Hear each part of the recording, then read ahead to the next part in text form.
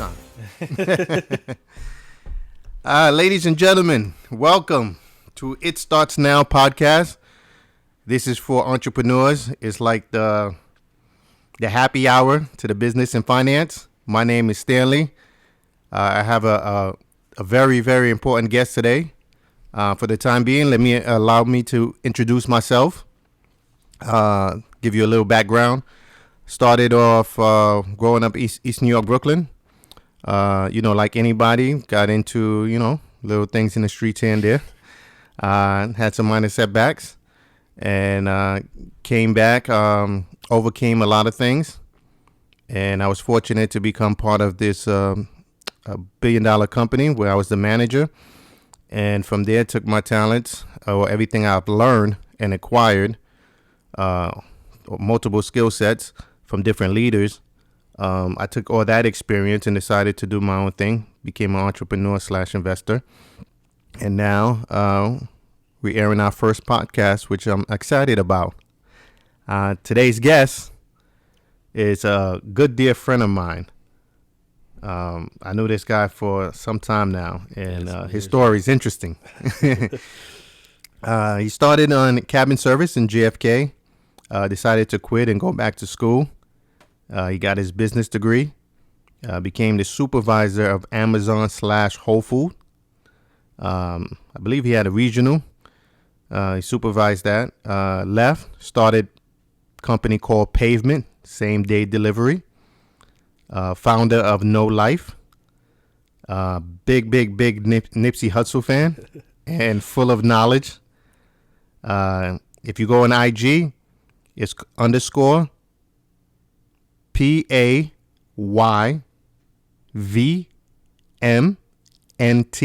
Pavement.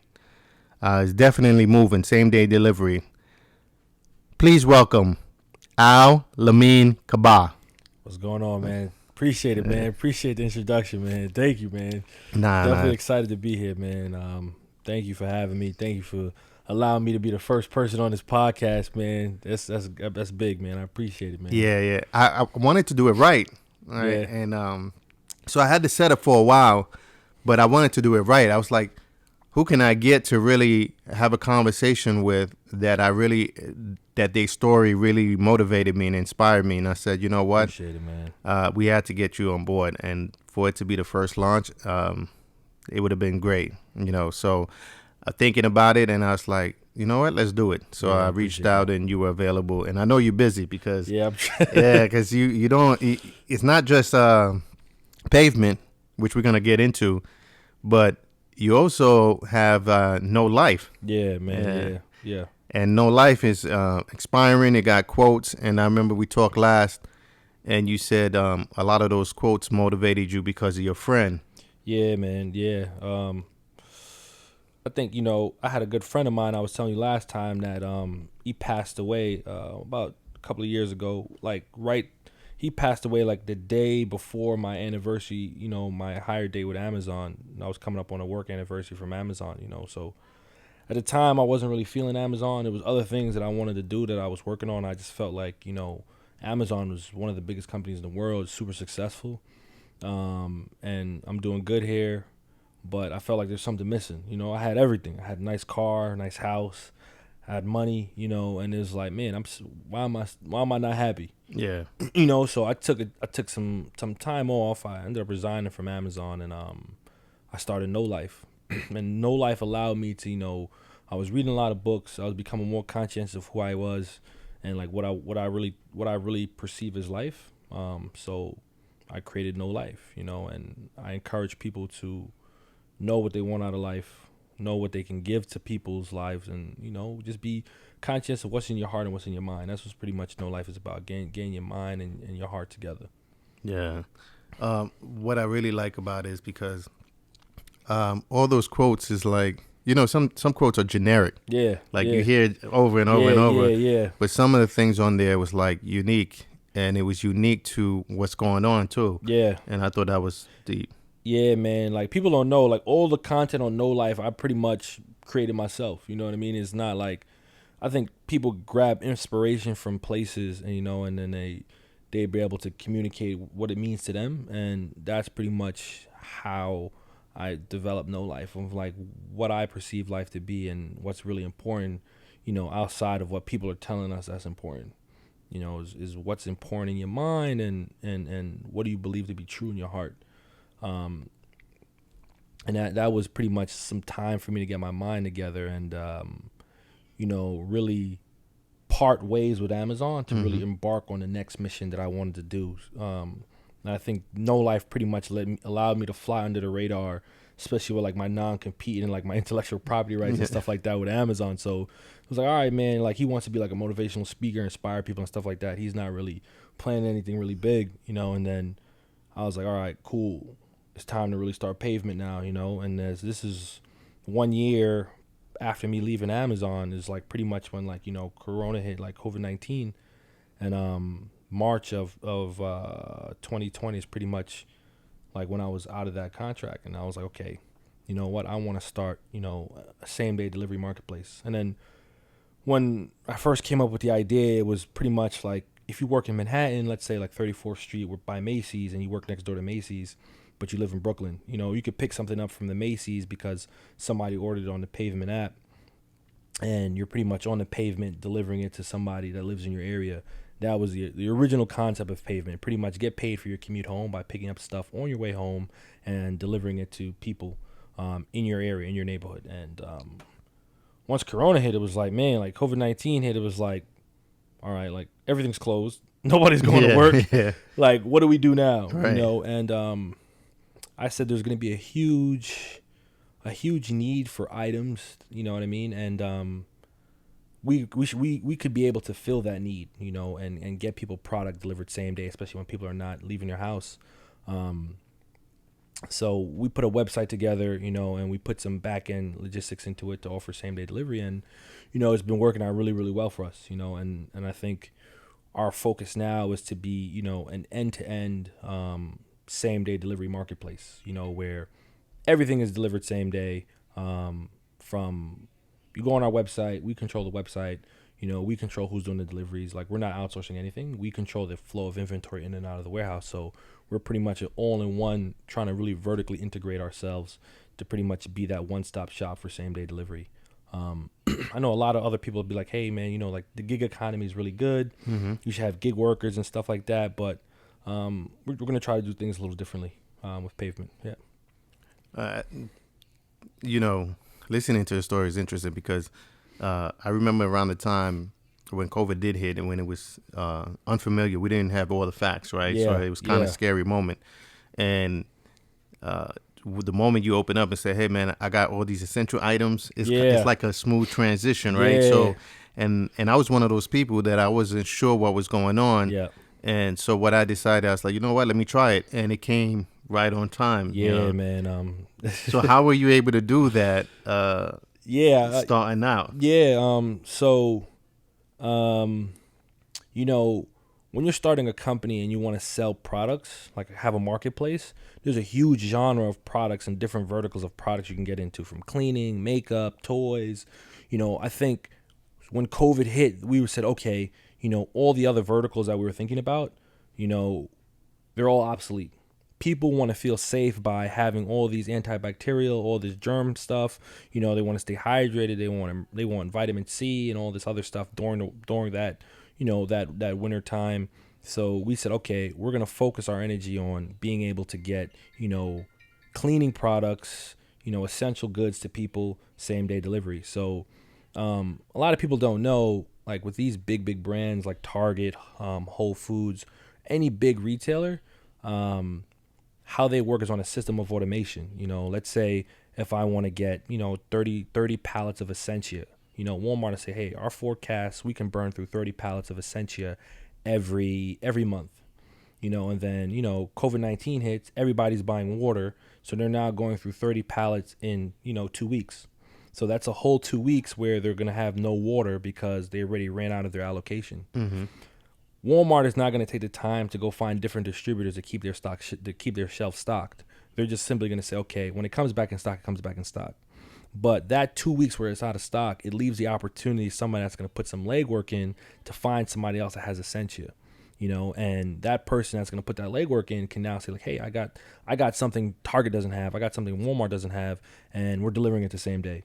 So we took that premise to really go out, build those relationships with those different distributors and wholesalers and manufacturers to get product that nobody else had, is because we had more than one relationship with a distributor. We started with one, then continued to build from there, and then it allowed us to have a lot of products that are out of stock in a lot of places we have, and it's been working really, really well.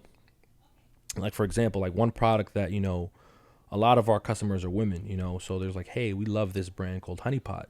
And I said, hey, I think we can actually, get you that brand, you know what I mean? It'll be super lucrative for us. So, we ended up getting like a really big, account with, one of like the biggest natural grocers in the United States. And we've now been able to get that brand to people, so that coupled with, other products, makes our platform very, very sticky, on top of that same day delivery piece. Yeah, man. That's interesting. So right now, Pavement is basically rivaling some of these major distributing companies, right? Like Amazon and Walmart. Now, let's say if Walmart wants to pick you guys up, is that something you'd be interested in? Man, that'll be a dream, man, to get bought out by Walmart. Like, why not? I think it depends. I think it depends on the structure of the deal, because there's so many features that we want to build into Pavement, and we're still a young company. I think we're just now coming up on, we're not even 6 months yet, so we're still a super young company, and for that to happen down the line, that'll be nice, only on the contingency of, hey, like, we want to do these next 10 iterations with Pavement that we think are going to be game changing when it comes to same day delivery and the future of e-commerce, and then with mobile commerce as well. So if they say like, hey, like, we'll buy you, but you can be autonomous in your nature and do what you need to do, that's something we would definitely be interested in. And there's just a lot of things in the pipeline that we want to execute on, especially when it comes like same day delivery with not even grocery products. There's other verticals that we want to attack that I'm not gonna give too much detail on, but they're definitely in a pipeline and we're working on them. Yeah. Oh, that's good. That's interesting. Yeah. Now, to start a company like that, you definitely need some capital. Yeah. I think it depends on how. So I think people can build companies. You'll need some sort of money, but not a lot of money, depending on how you want to execute things. I think if you don't have a lot of money, you're forced to make great decisions, because one bad decision with a little bit of money can pretty much derail your whole company, because you don't have a lot of resources, aka money, to really play with. So when we started Pavement, we did. I put a lot of my capital in there, man. I put a lot of, like, majority of my money. I had like Amazon shares that I got as a manager working at Amazon. I sold them. I put them into the company. Money I had saved, everything. I downsized my apartment. I pretty much got rid of my car, started to rent my car out to people. And it's just the fact that, I think you got to be all in if you really want to go for something big.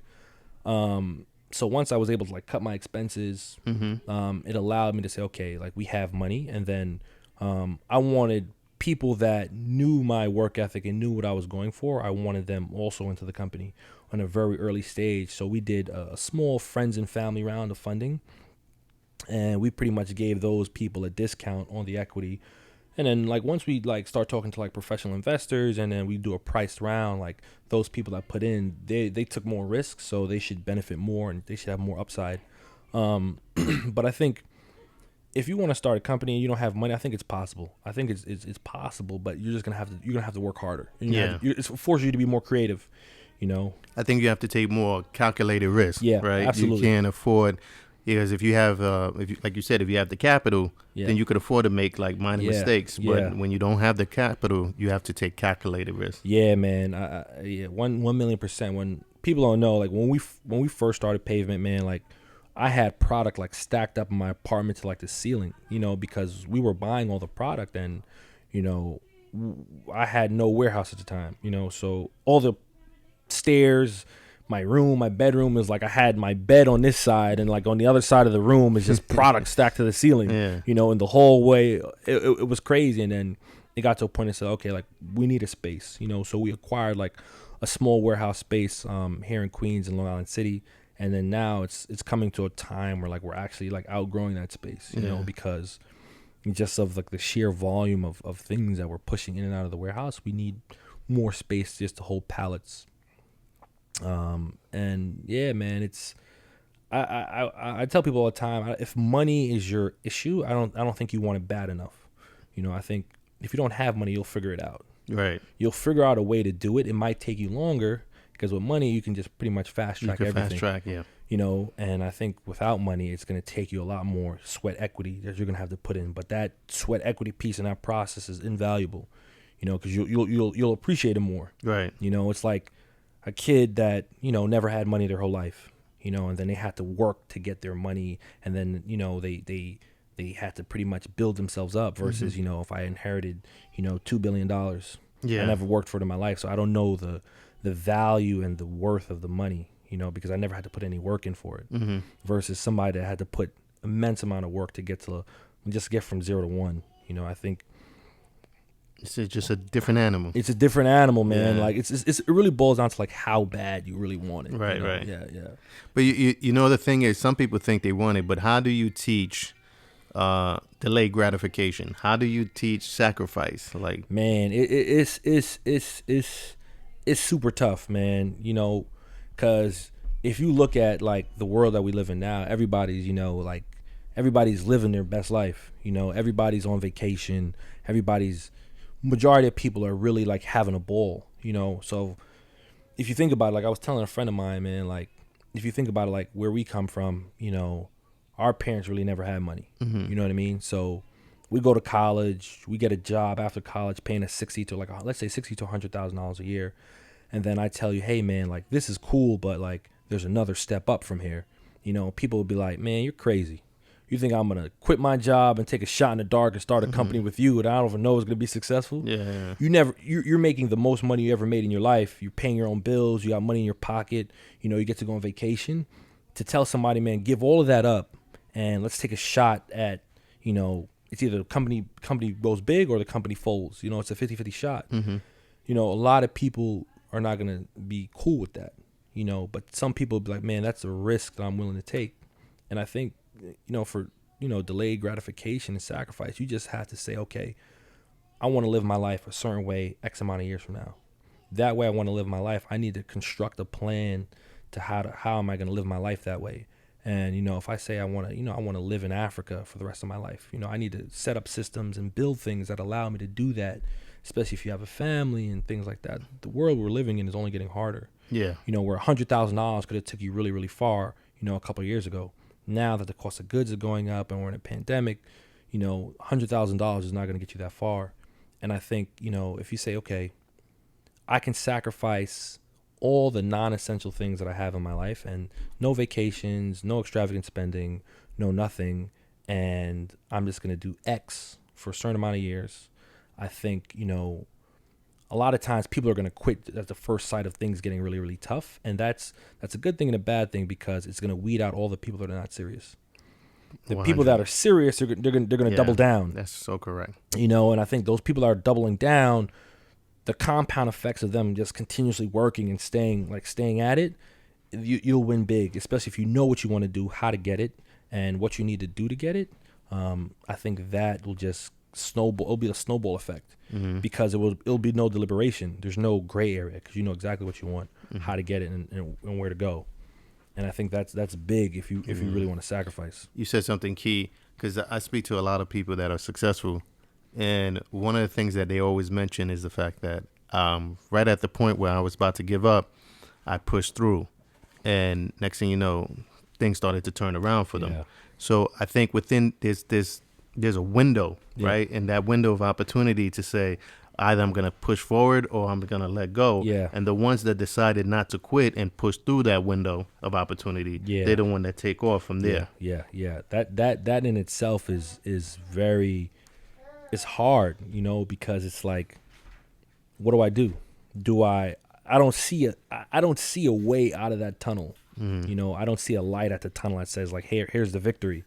You know, I just see uncertainty. You know, and I think entrepreneurship is a huge uncertainty. Yeah. It's really like gut wrenching. You know, like where I know if I wake up at 8:00 and I get to the office at 9, I know every 2 weeks I'm gonna get a paycheck just by showing up and doing minimal amount of work. I'm gonna get paid. You know, being an entrepreneur, there's nobody waking up and writing you up for not waking up to work on your business. Yeah. You know, it takes an immense amount of discipline. Yeah. Yeah. So it's not for everybody. And if it was for everybody, like there wouldn't be like huge wins, you know, because everybody would be winning where it would just be a norm. You know, when they see people do like extravagant things and accomplish amazing things, like that's just like the base level.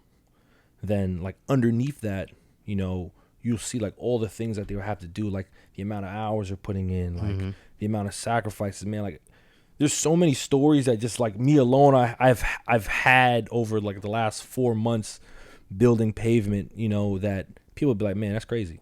Yeah. Yeah. And I hear a lot of people say that, you know, I put X amount of hours in. For me, from my opinion, this is what I came to realize.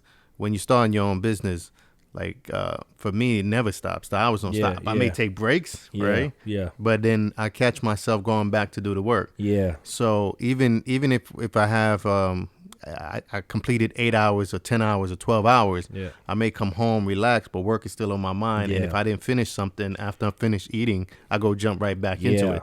So I don't think especially in the beginning, I don't think that it's a set amount of hours. It's just about how much work you're willing to put in. Yeah. Right? Yep. And sometimes you got to put that much work in to shorten, to catch up, right? Because technically your business is small. So you're trying to catch up with everybody that's big. Yeah. So you may have to put in the hours late. Yeah. So I completely understand. But I have interesting question.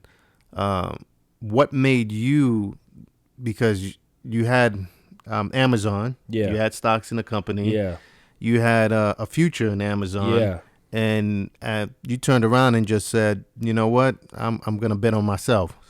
Yeah, man. Like I felt like over the course of my lifetime, I felt like no matter where I worked at, I always had like a knack for seeing opportunity on how to improve something. You know, even when I was working in the airport, you know, and we were pretty much cleaning planes, man. Like we were cleaning planes. At one time I was making like $7.75, bro. Cleaning planes. You know, and that's exactly how we met. You know what I mean? Like I was literally making, but I was working like 50, 60, 70 hours. Like sometimes, like I think the most I ever did was like 80 something hours in 1 week. And I was really grinding. And I always would remember that I would tell my managers like, hey, we should do this, like we should do it this way because it's more efficient, you know, and it's actually improves things, the overall scope of the operation. So as time progressed and I left the airport, and no matter where I went and where I was working at, I always felt like I was just paying attention to the things that really matters because I was in the process day over day. And, you know, it got to a point where I felt like that, and I got to Amazon, and I continued to feel like that. And then I was like, hey, man, this is like one of the biggest companies in the world. And a lot of people at Amazon were telling me like, yeah, man, like, Al, you're right. You know what I mean? And I would tell people something, and then 6 months down the line, they'll be like, all right, like, we're going to do this and this. I was like, bro, I said that to you 6 months ago. You know what I mean? So it's like I'm pretty much having to slow down like a lot of the things that I'm thinking about or I think that are important for the organization because they're not focused on the right things. And then I said, you know what? Like, somebody can build a system that can rival with Amazon, you know, or rival with any delivery business and stuff like that. There's so much more opportunity left out. And it's like, people don't know, anytime a company hires you, they're taking a bet on you. Yeah. So if you're willing to give me, you know, I give you 40, 50 hours, you're going to give me, you know, $100,000 a year and, you know, plus stock options and stuff like that. It's like, what if I gave myself that same 40 hours and then I was really focused on things that were impactful? You know, I think the thing is, like, people always want to be efficiency. That's what they really push. But it's like, if I'm impactful, you know what I mean, that also to me is going to lead to being efficient. You know, like, I say to myself, like, okay, how do we make an impact on the company day over day, to let the company grow, and we're pushing the company in the right direction. And both my parents were like entrepreneurs, and they had two different personalities, and I seen them pretty much 30, 40, 50 years never work a job. So I think that's also like a cheat code where it's like, okay, I've seen it before, I've seen it done, So I know it's possible, right? My mom pretty much raised six of us off her business, and we all went to college, like we were good. We weren't millionaires, but we were getting by. And my pops was like a really really savvy businessman, and having both of those, it's like, okay, it's possible because I've seen it before at a big scale. Like my dad was making good money, my mom was making good money, running their own businesses, and I think I was like, okay, maybe I can do the same thing. And then as time progressed and technology progresses, it's like, okay, there's a lot of business models that are dilapidated and need innovation. Mm-hmm. And I got the job at Amazon because my mom sent me an email like, hey, apply for Amazon. And I got the job, and it was like, okay. I went out there, and then, I was just fortunate at Amazon those years I was there, to have really good leaders that were my direct manager. When I first got to Amazon, I had a guy, his name is Carlos Putney, and him and I still talk to this day. And he would put me in front of like so many opportunities at Amazon to really expand my mind on operations, logistics, process improvement, project management. He'd be like, hey, Al, go meet this person. Go meet that person. Go meet that person. Look at this. Look at that. Hey, Al, I think you should jump on this project. Roll this project out to the building. Work with this person here as your mentor. He'll teach you everything you need to know. And then once I had that mentality, and I knew that people at Amazon were like Amazon has like really, really smart people working for them, like people that have like degrees in like rocket science, right? And I was like, these people know an immense amount of information. And then if people sense that you want to learn, they'll help you. Absolutely. They'll help you, and I would sit down with this one manager every single day for like an hour and just drill him with a zillion questions. And he would tell me. And then I used to piece those things together, and I got a really good understanding of the process and how Amazon works and the inner workings of operations. And then it got to a point where I got back to the city. I was like, hey, man, like, Amazon's doing a lot of same day delivery, but I think somebody can do it even better, And then I left. Yeah. Yeah. Well, process improvement, right? You always, I don't care where you at, even in security. Yeah. There's always a better way of doing things on how to improve the process. Yeah, I think that's great. And the key thing that you said was exposure, right? Yeah. A lot of leaders, if you get the right mentor, the right leader that can expose you to a lot of different things, because you only know what you know, right? And if you don't know it, then you don't know it exists. True. And it's really out there, right? Yeah, Everything is out there. But when you're in a corporate world, I've seen if a manager take a liking to you, they will open the doors for you. Yeah, absolutely. They'll give you that exposure that you need. And I've seen those that have talent, but they don't have that way of communicating. Yeah. Right. So that way, unfortunately, the doors don't really open because they haven't developed a key sense on how to communicate. Right. Yeah. To connect. Yep. All right. And I see that all the time. There's so many people with so much talent because there's a disconnect. They don't really move further in the company. Yeah. Or in life, period. Yeah. Right. Because that's essential in life as well. But you're doing some great things, man. Man, I appreciate it, man. We're just staying focused, man. It's just like there's so much things going on. It's like, man, like I want to go on vacation. I want to have fun. I want to really live my life. But I said to myself, if God forbid, like something was to happen to me, like if I was to pass away, I would have no regrets, is because I'm pursuing exactly what I'm setting my mind to, and there's no regrets of me saying like, man, like I don't want to do this, versus like me feeling miserable working a job. And it's like, okay, I'm putting all my effort into something I'm actually committed to. So it's just like I'm living my purpose, I as people would say. And I think it's huge. You get more, you're more like stoic. You're not mad. You're not sad. You're just like, I'm an even keel because I'm executing on the things I want to execute on. There's no expectation. It's like I'm I'm pushing through. I'm doing what I need Yeah. to do, and if things happen, great. Yeah, Right. But if it doesn't happen, I'm still pursuing what I yeah, want. man. Yeah. I think that's entrepreneurship in general, especially if you're running a business that's offering like a product or service. I think you need to create repeatable systems that you can test a lot of, assumptions very, very quickly. Because I think entrepreneurship, like if you say you want to start a company, selling car seats, it's an assumption. How do I validate that assumption in a short period of time? And how do I test out different assumptions? And then how do I make those assumptions like interchangeable if it doesn't work and stuff like that, And I think people that constantly look to innovate in that respect, they're gonna do really, really well, man. I was reading a book called The Innovator's Dilemma, where he was saying that a lot of times companies fail is not because they don't have good managers. It's just the fact that there's the lack of innovation or the focus on innovation, where it's like we need to grow 20x month over month. Let's take Delta for instance. Like Delta will say like, to please our shareholders, we need to grow 20x every single month. However, there's a new innovation in a different type of aircraft that can save us an abundant amount of money on fuel. They'll say it's not going to give us that 20x growth, but it'll pan out huge in the long run. Some leaders will say like, no, we're not going to do it because it's not going to give us 20x. Other managers will say, okay, it's not going to give us 20x now, but it'll give us 100x a couple of months down the line. Let's do it. That takes a different type of discipline. And Pavement is the same way. Like we knew that people wanted cleaning supplies. We can continue to hammer home on cleaning supplies, but it's like there has to be an iteration to come next. So what do we do next? What type of products and what do we do next? And I think that allows companies to grow.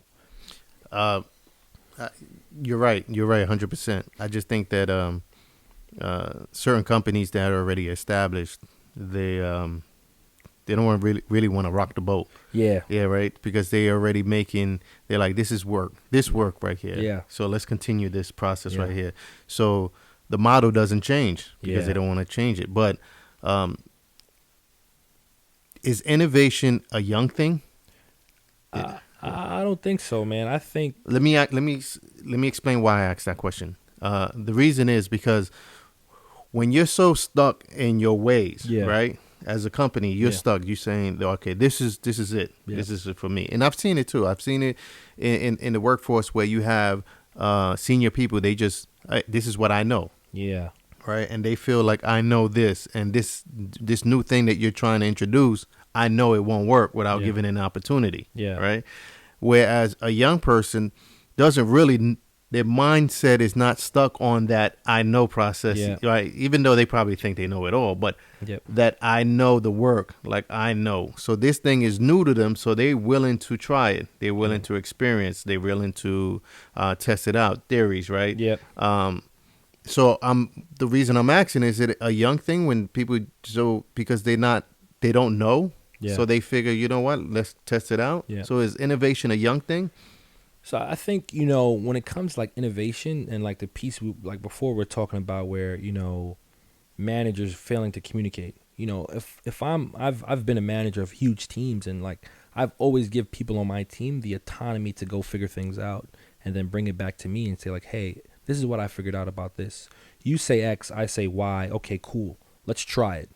And I think a lot of leaders, it's a sense of like insecurity and like trusting their direct reports. I think if I've have a skill set that I've been working on for 20, 30 years, there's always going to be room for improvement and innovation. Mm-hmm. And if a young person comes on and says like, hey, I think we should be doing this, I hired you for a reason. That means I've seen something in you and I believe in you to a certain extent. So I should be giving you the full autonomy to go do that, to execute on that. Like you should have the creative range to do exactly what you want to do. And I think that's the piece that's missing right there. A lot of people say like they want to be in control so much that they can't give somebody in their organization the autonomy to go do something else. But, if you give people that autonomy to do things, you'll notice, if you made the right hiring decision, you'll notice like you'll get super upside on the like potential of that employee, the potential that they can execute on, is because now they have the creative range and the autonomy to do all the things that they want to do. And it's like, I trust your judgment. I hired you, I'm paying you, and I believe in you. If you need me for certain things, I'm here. but I didn't hire you to micromanage you. I hired you to execute because I know you're capable of it. So a good leader is going to push you to only go further on what they already know you can accomplish. And they're going to put certain things in your path that'll get you to the next level and to do amazing things, in my personal opinion. That's good. Yeah. Well, it's been great. Yeah, man. Absolutely, man. I appreciate it, man. Yeah, it's been a long time coming. Yeah. And you have no idea. I really wanted to start it off with you. I appreciate that, man. That's huge. That's huge. That's huge, man. And I'm pretty sure we're gonna do this again. Yeah, definitely, man. But this was a lot of fun. Absolutely, man. Any last thing?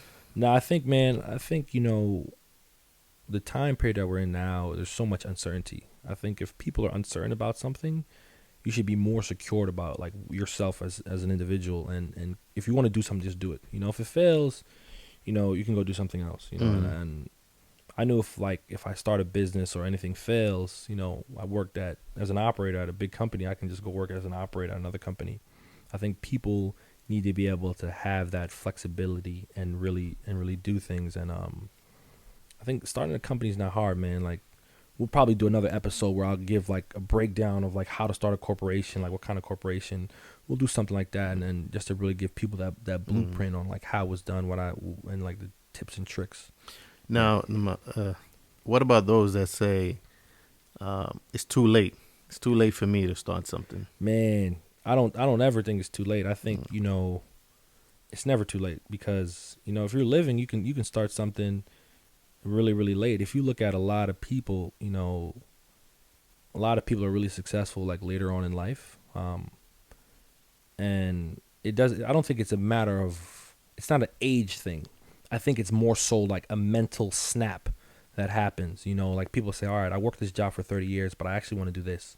And then they reach that snapping point, and then their mind just pivots to say, okay, I'm going to go into entrepreneurship. And I think that happens with, a lot of people. It happens like, college is not for me, I'm going to go pursue entrepreneurship. This 9 to 5 is not for me, I'm going to go pursue entrepreneurship. I think your mind has to be ready to embark on that journey. Sometimes that push comes and that snap comes from something, I don't want to use the word tragic, but when something happens, like if you lose your job, all of a sudden that snap, and you're like, okay, I gotta do something. Yeah. And all of a sudden, or I can't get a job. Yeah. Right. And all of a sudden I'm forced to become an entrepreneur. Yeah. So I agree with you 100%. I just think that, just to add, I think that a lot of times something happens, Yeah, of course. and I see it too when some people have like relationships and it goes sour. Yeah. And then next thing you know, the person comes out. In the beginning, it's kind of rough, but then when they come back out and they turn it around big. Yeah. Right. Yeah. So I think sometimes that I don't want to use the word tragedy, but sometimes that fear of not having, or that fear of loss. And I gotta go get it, and sometimes it just create that snap. So, Absolutely, man. Absolutely, man. Yeah, 1,000,000%. Yeah, and I think everything, to your point, is you gotta start it, and that's the reason why we did the podcast and we call it Starts Now, is to motivate people, to let everyone know, especially the young leaders that's coming out, to let them know that everything starts now. Like if you don't pivot and say, you know what, I got to do this now with a sense of urgency, then it won't happen. Yeah. Right. Because you're gonna stall it for the next day, and I remember reading this book. They said the 8th day, and I was like, what's the 8th day? Is that someday? Someday's that 8th day that never show up. Right. So you have to go ahead and you got to pursue it, but you got to start now. Like every single time, anything you're doing, you got to start now. Even if it's the littlest thing, right? As far as like, even if you have an idea, you write it down and you start working on it little by little, brick by brick, layer by layer. Right. Yeah. And it's gains, right? So that's gains, brick by brick, layer by layer, but that's gains, Yeah. right? That's huge. Yeah, but that's Huge. a gain you didn't have yesterday, right? Absolutely. And you just gotta start. Yeah, man. And that's I think a lot of people's problem, right? Yeah. It's the starting point. Yeah, man. Starting is the hardest part. Starting is, I think, because a lot of people want to say, okay, like, I live in a basement now, but I want a mansion. People try to shoot to the mansion. You know, I Yeah. think you should constantly it's a continuous, improvement on like step by step, layer by layer. And like Nipsey Hussle said it the best, man. Like I took the steps. You know what I mean? He's like I took the stairs. Like I went to build the Great Wall of China. I'm gonna set out just to lay a brick every single day. I think Will Smith was saying something like that, and it's true, man. Like I like write down like the things that you want to do every single day, knock those things out, and then you do bi-weekly, monthly, and then you start setting like micro goals, big goals, and then before you know it, like you're gonna be like, all right, I accomplished so much just because I stayed focused and I had an outline. Yeah. And I think that's just a good habit to have. Yeah, I have this one thing that really motivates me. I write everything down on something visual that I can see, Yep. right? So I have a whiteboard and I write every single thing down that I need to accomplish, Yep. that I need to do. Sometimes there's a lot of daily goals that I have to meet, but I write it all down. Yep. And at first it looks overwhelming because it's just so many things. Yeah. You're like, wait, how am I going to complete this? Yeah, But something about scratching the first one, the second one, it's gratification, right? man. Then there's momentum, right? Yeah. Because it's like, all right, Yep. this is done. That's done. Yep. What's next to tackle? Yep, Right? And I think for me, that helps out a lot. absolutely. Yeah. Yeah. But Al, man, it's been great. Thank you, man. Appreciate you for having me, man. Yeah, we're going to do this again. All right, brother. man. Most definitely. My man. All right, man.